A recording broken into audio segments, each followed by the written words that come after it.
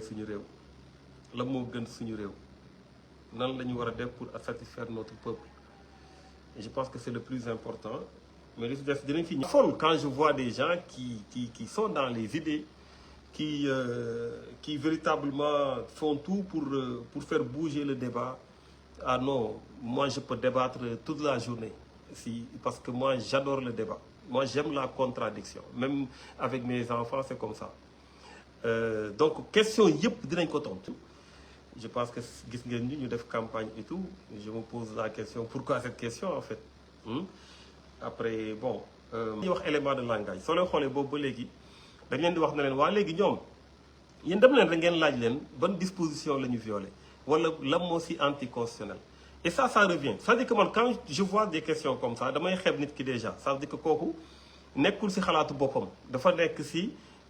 jàllale ay éléments de langage. Et c'est ça qu'on voudrait pas de vous du loolu lañ leen di ñaanal ñun lu ñu bëgg mooy ngeen di xalaatal seen bopp. Maintenant nag tu peux choisir de dire man du ma réfléchir,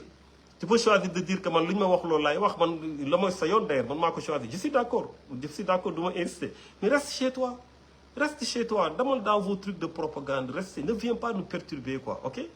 Dans cette affaire là j'ai écrit j'ai dit 3 raisons, 3 fausses contre-vérités yi ñu si wax. J'ai écrit sur les 3 raisons de dire non, j'ai écrit très clairement, donc je vais pas encore reprendre, allez lire ce que j'ai écrit sur ça. Concrètement, j'ai été très concret sur les pages. Moi, je prends le temps de lire. J'ai lu l'avant-projet. J'ai lu le projet. J'ai été le premier à parler des charges publiques. J'ai été le premier à écrire sur les charges publiques. Le gouvernement l'a repris après. Donc, nous, on fait du sérieux. Nous avons une loi de lire.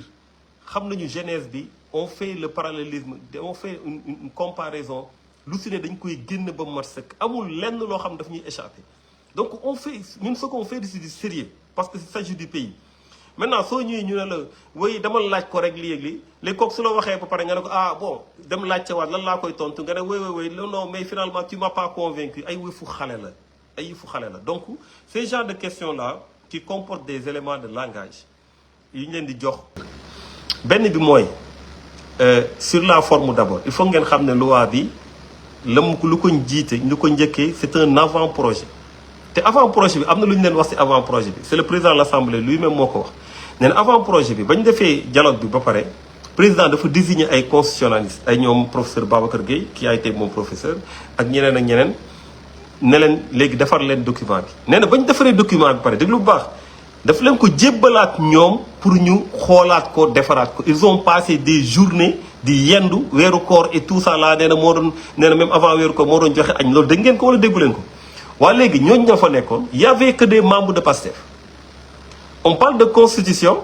ñu ne affaire bi woy waxtaan nañ ko ba pare si waxtaan lu jigéen mais y a que des membres de PASTEF que l'on convoque pour ñoom ñu xoolaat ko defaraat ko nu mu leen neexee loolu mooy njëkk loolu mooy avant projet bi ñoom ñu jël après ba avant projet bi génnee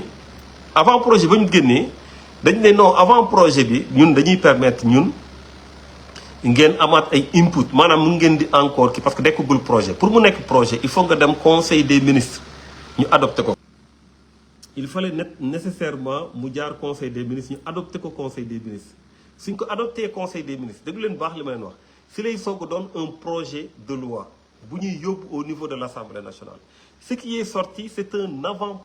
ce n'est pas un projet de loi, c'est un avant-projet de loi. Donc ñu jël avant-projet de loi boobu daal di koy soppali proposition de loi. C'est-à-dire président dafa dem laajte avis conseil constitutionnel ne ko la nga xalaat ci projet de loi avant projet bi conseil constitutionnel joxe ay kii yëpp ne lii da wax na lii baaxul et cetera ñoom ñu jël avant projet boobu soppali ko proposition de loi loolu mooy lu njëkk li soo leen demee ci compte kii bi soo leen demee ci site gouvernement bi avant projet bi mu ngi fa soo comparé avant projet bi ak proposition de loi bi am na benn article bu ci bokkul woon c'est l'article 57 article 57 boobu dafay wax ci premier ministre boole na ci lu mu ci yokku ci yenn aspect yoo xamante ne dafay dooleel premier ministre donc avant projet bi laal nañ ko benn projet bi dañ koy def proposition laal nañ ko bañ defee proposition bi ils sont partis en commission ci boppam ñu def fa amendement notamment am na amendement boo xam dafa ma ñor man cour constitutionnelle bi nga xamante ne moo war a remplacer conseil constitutionnel cour constitutionnelle boobu